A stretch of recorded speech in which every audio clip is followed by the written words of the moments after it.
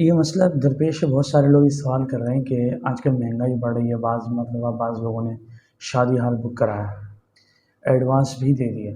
اور یہ بھی دکھوا لیا کہ اب اتنی رقم باقی ہے، لیکن شادی ہال والا یا تو شروع میں ہی کہہ دے، یا پہلی صورت تو یہ کہ وہ شروع میں کہہ دے کہ بھائی جس وقت جیسے 6 مہینے کے بعد شادی ہے تو اس وقت بقیہ پیسے جو ہے اس وقت کی مہنگائی کے حساب سے ہوں گے، تو کیا یہ صورت جائز ہے؟ دوسری صورت یہ کہ ابھی اس نے فکس لکھ کے دے دیا کہ آپ کی اتنی بقیہ رقم باقی ہے، اب جب آپ کی تقریب کا موقع ہے، شادی کا موقع ہے 6 مہینے بعد، تب وہ کہتا ہے کہ مہنگائی بہت ہو گئی ہے، اس وقت کیا مہنگائی تھی اب کیا مہنگائی ہے، اب فکس ہونے کے باوجود وہ کہتا ہے میں تو پیسے زیادہ لوں گا، تو ان دونوں صورتوں میں کیا اس کا پیسے زیادہ لینا شرعی اعتبار سے جائز ہے؟ دیکھیں، کسی بھی چیز کی بکنگ کرا لینا، اب بکنگ کرانے کے اندر دو چیزوں کی بکنگ ہوتی ہے نا، ایک تو یہ کہ مثال کے طور پر آپ نے جیسے صورت ذکر کی کہ شادی ہال بک کرایا، یعنی آپ اس کی وہ جگہ کرائے پر لے رہے ہیں، اس کی کچھ سروس جو ہے وہ حاصل کرنا چاہتے ہیں اس جگہ کی، مطلب وہ جگہ کرائے پہ لیں گے، رحم اللہ اس کے ساتھ اس کی ڈیکوریشن ہوگی اور دوسری چیزیں ہوں گی جن کو آپ جو ہے وہ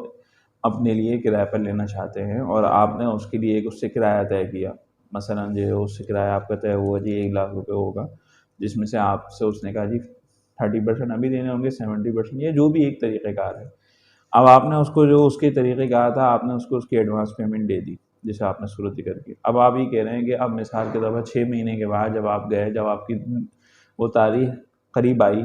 آپ نے اس کو جا کے دیا کہ بھئی میرے آپ کی بکنگ ہوئی تھی اور میرے پاس 70% پیمنٹ میں آپ کی باقی، یا آپ لیں اور ہم کریں گے اس طرح سے یہ طریقہ کار جو بھی ہے۔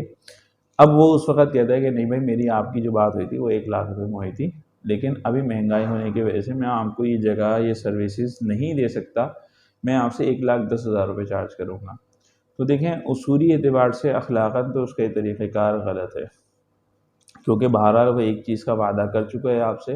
اور اس وعدے کی اس معاہدے کی وہ خلاف ورزی کر رہا ہے۔ لیکن ابھی چونکہ آج کل خریدار یعنی کرائے پر لینے والا اس کو بھی وقت کی نزاکت پتہ ہے اور سامنے والے کو بھی پتہ ہے، تو اگر باہمی رضامندگی سے وہ کہتا ہے کہ بھائی دیکھیں میرا آپ کا یہ معاہدہ طے ہوا تھا،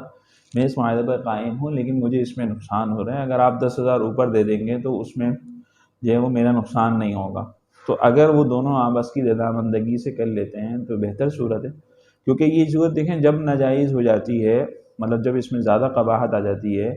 کہ جب سامنے والے کی نیت خراب ہو جائے، مثلا میں نے آپ سے ایک چیز کا معاہدہ کیا اور پھر جب وقت پورا وہ قریب آیا مجھے اس سے زیادہ اچھی آفر ملی ہے،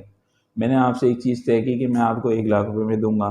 ٹھیک ہے، وقت قریب آیا آپ میرے پاس بقایا پیمنٹ لے کے آئے، میں نے ان سے معاہدہ کر لیا کہ جی کسی تیسرے شخص سے معاہدہ کر لیا کہ جی 1,10,000 روپے میں، اب میری نیت خراب ہو رہی ہے کہ میں ان کو کیوں دوں، ان کو دے دیتا ہوں، یا پھر میں آپ سے اسی 10,000 روپے لینے کے چکر میں تو جو ہے وہ بالکل ہی ناجائز ہے اور معاہدے کی خلاف ورزی ہے۔ لیکن اگر ایسا نہیں ہے، میں واقعتاً مجبور ہو چکا ہوں، تو پھر اس صورت میں معاہدے کی روح سے تو مجھے بہرحال اپنی اس وعدے کو پورا کرنا چاہیے جو میں نے آپ سے کیا ہے، لیکن میں آپ سے اس بات کی درخواست ضرور کر سکتا ہوں اور اس چیز کو کر سکتا ہوں کہ بھئی آپ دیکھ لیں مجھے اس کام کو کرنے میں نقصان ہو رہا ہے، تو اس میں پھر گنجائش نکل آئے گی۔ ٹھیک ہے۔